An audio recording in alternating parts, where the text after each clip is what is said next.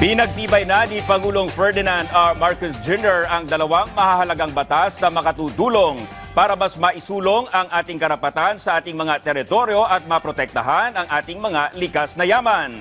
Yan ang ulat ni Kenneth Pasente. Sa layuning mas maitaguyod ang soberanya ng Pilipinas at mas maging malinaw ang hangganan ng teritoryo nito, dalawang batas ang pinirmahan ni Pangulong Ferdinand R. Marcos Jr., ang Philippine Maritime Zones Law at Philippine Archipelagic Sea Lanes Law. Ayon sa Pangulo, ang Philippine Maritime Zones Law ay layong magbigay linaw sa maritime entitlements ng bansa, gayon din sa saklaw nito na nakaangkla sa United Nations Convention on the Law of the Sea o UNCLOS. Magtatatag din anya ito ng maritime jurisdiction ng Pilipinas na magtitiyak na ang karapatan ng bansa bilang archipelagic state ay maliwanag na naitatakda para masiguro na napapakinabangan ng mga Pilipino ang yaman ng katubigan ng Pilipinas.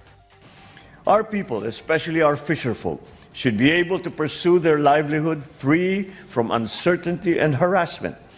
We must be able to harness mineral and energy resources in our seabed. Maintaining the primacy of the UNCLOS and the 2016 Arbitral Award as our beacons in the maritime domain, the Philippines reaffirms its sovereignty, sovereign rights, and jurisdiction in our waters. By defining and asserting our maritime zones, we project to the international community that we are staunchly committed to nurturing, cultivating, and protecting our maritime domain. Habang ang Philippine Archipelagic Sea Lanes Law naman ay magpapalakas anya sa maritime at aerial policies ng Pilipinas sa pamamagitan ng pagtatakda ng mga ruta para sa mga international vessel. Sa pamamagitan nito, maiiwasan ang arbitrary international passage sa teritoryo ng Pilipinas o ang walang regulasyon na pagdaan ng mga dayuhang sasakyan sa katubigan ng isang bansa. Bagay na ayon sa Pangulo ay ipatutupad pa rin batay sa UNCLOS habang mariing pinangangalagaan ng mga prinsipyo ng pagkakapantay-pantay at paggalang sa ibang bansa. The designated archipelagic sea lanes and air routes aim to facilitate safe passage for foreign ships and aircraft without compromising our national security, nor diminishing our capacity for good environmental stewardship. These sea lanes will offer continuous, expeditious, and unobstructed transit for vessels and air transport, while obliging them to comply with navigational regulations and procedures, as well as with the air rules of flight safety and protocols.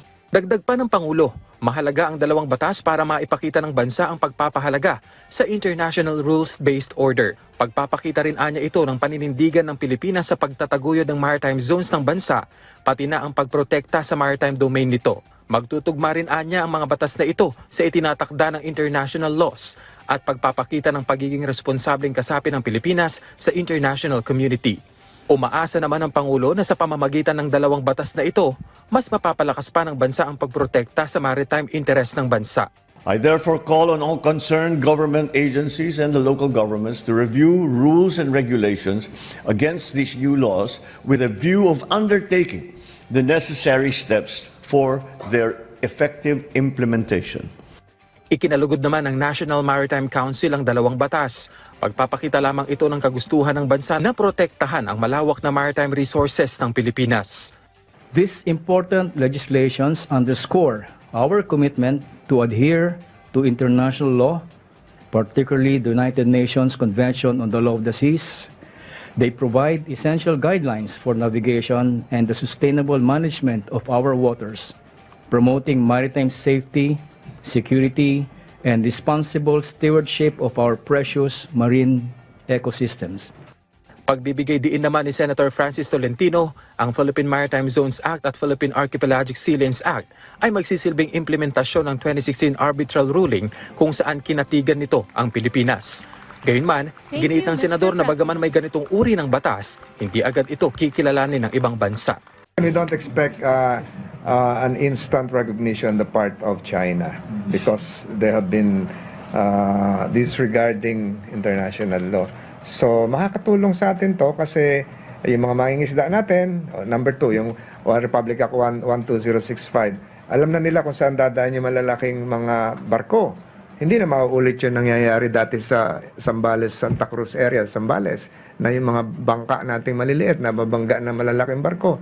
Pero giit ng DOJ, mahigpit pa rin itong ipatutupad ng Pilipinas dahil hindi naman daw nakabase sa pagkilala ng ibang bansa ang implementasyon nito. Kinilala rin ng mga mambabatas at stakeholders ang determinasyon ng Pangulo matapos ang matagumpay na pagsasabatas ng dalawang panukala matapos ang nasa 18 taon. Kenneth Pasyente, para sa Pambansang TV, sa Bagong Pilipinas.